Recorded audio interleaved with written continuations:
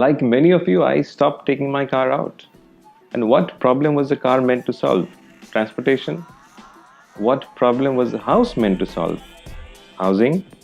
Okay, now ask yourself, what problem was a solar panel supposed to solve? Power? What appears to you as power may appear as something else to the other. And this is about change of perspective. The way you look at, let's say, demonetization may not be the way your neighbor looks at it. In problem solving, it is very important to understand different perspectives. In fact, looking at the problem from a different framework often helps redefine the problem itself. So let's reframe and try and see what problem are we trying to solve. A lot of solar installations are done like this. You have a plot of land, you get your house designed, you build the house, and sometime before occupying the house, a solar panel supplier is called in and he will install a panel. The size and capacity of the panel is based on factors like availability of space to install, budget, besides your power needs. Now, if you already have your house and want to install a solar panel, the decision-making criteria are more or less the same.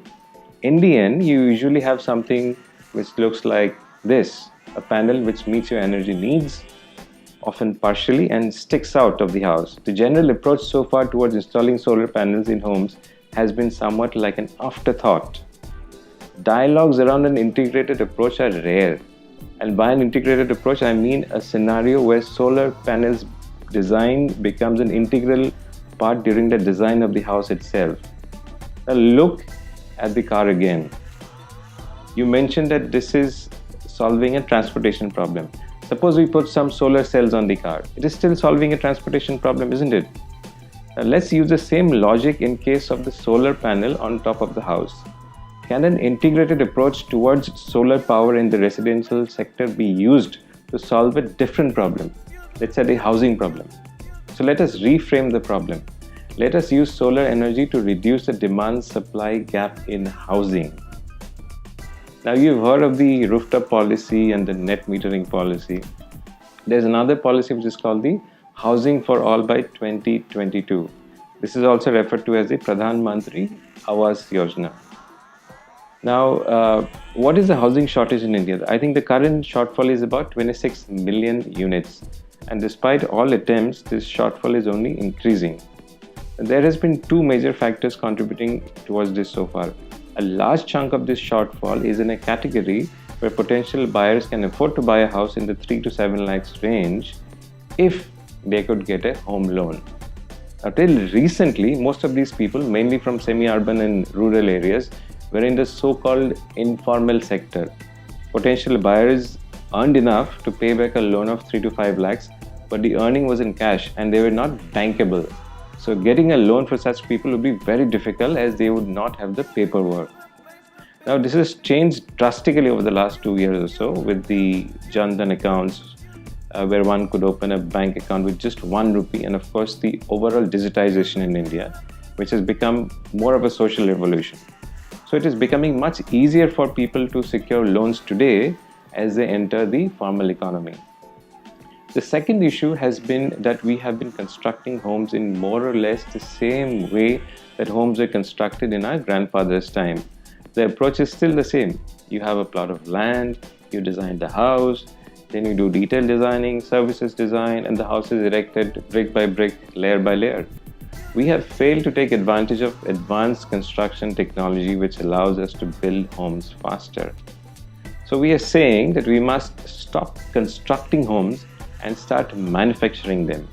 We must adopt the manufacturing approach. In such an approach, we would like to pick up two aspects from manufacturing. Firstly, mass customization. You design once and mass produce. We must approach housing like this. Imagine a scenario similar to walking into a Maruti showroom where you get a different model at every step up of 50,000 rupees, and each model of the car has several variants. Secondly, we must embrace an integrated approach. Has any one of you ever designed and constructed your own home or seen your parents do it? From design to execution, it is completely non-integrated. The architects do their own thing, the electrical consultants do their own thing, and the contractors and the material suppliers work in their own silos. Now, as far as solar energy is concerned, it is usually looked upon as an afterthought by both the homeowners as well as architects. So, what if these guys were to work together? Let's say similar to the way a car is designed and manufactured, where it is a to and fro and back and forth process. So, going back to the earlier point, what appears to your neighbor as solving some problem that you do not understand may appear to you as solving a power problem. Now, within the same context, it may appear to be solving a housing problem to someone else. And what happens if we build upon each other's ideas and come up with an integrated solution? What we get is powerhouse. So what we've conceptualized is a standardized house which generates more power than it consumes. The excess power is sold back to the grid and the owner gets a check at the end of the month. The money is used to pay back a part of the mortgage that one picks up to buy the house in the first place. So not only does the buyer get the respective subsidies under the rooftop policy and the Pradhan Mantri Awas Yojana, but the EMI on the home loan is reduced drastically due to the payback on the power generated. Now, a solution like Powerhouse requires a collaborative approach. If we expect issues related to housing or power to get resolved by good policy, I think we will all be disappointed. So if we leave the housing shortage to be resolved by developers or architects, we will again be disappointed. The same goes for power. We need multidisciplinary teams to work together as one, right from the conceptualization stage to address such issues which are made even more complex due to India's diversity. We are iDream and we are an innovation consultancy with a focus on the housing and construction sector. But we know that we cannot do this alone. So we have begun to collaborate on this project and we look forward to more such collaborations. A fair amount of research has been done on this project and we have the designs ready and looking forward to building our first homes in 2018.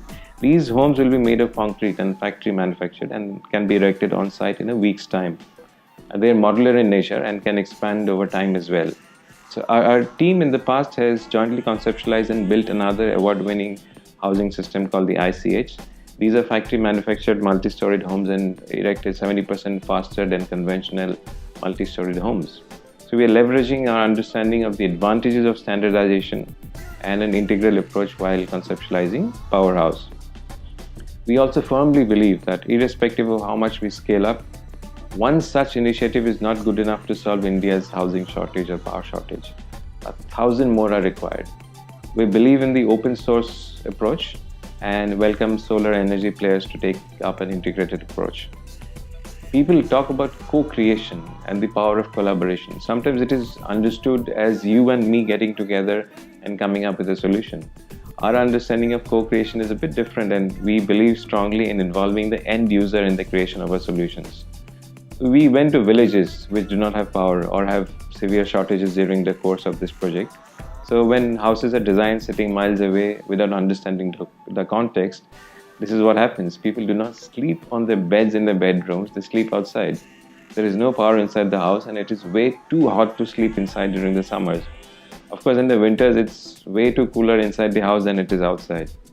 And we do a lot of observation studies. We observe more than asking questions because when you ask direct and personal questions, people feel guarded and can rarely give you real insights.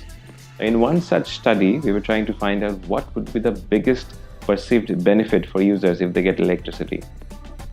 What do you think people who do not have electricity in their homes perceive to be the biggest advantage?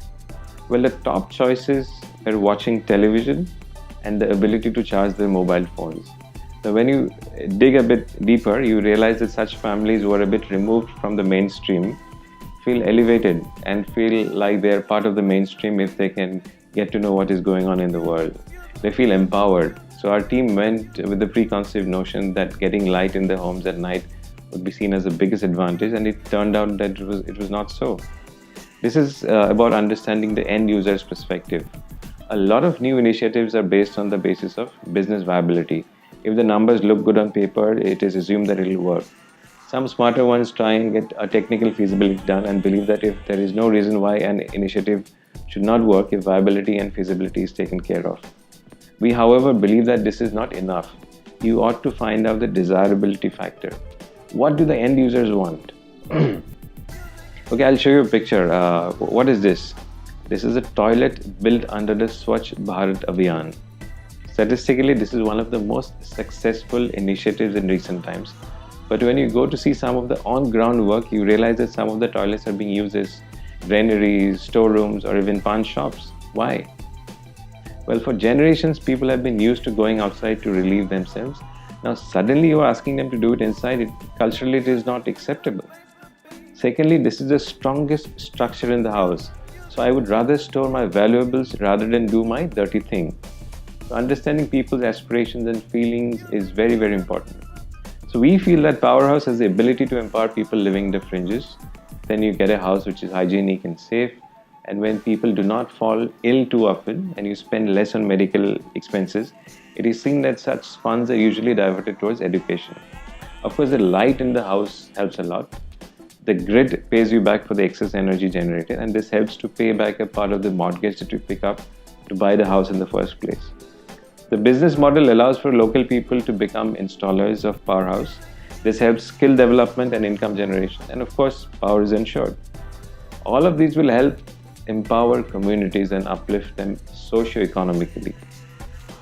We not only believe in a collaborative approach, but also in a non-linear approach to solving problems. We have now done the research and the initial designs and looking forward to building the prototype shortly.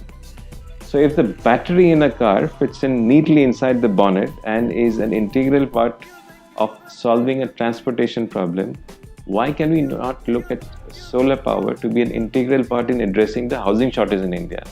So let us co-create an integrated solution.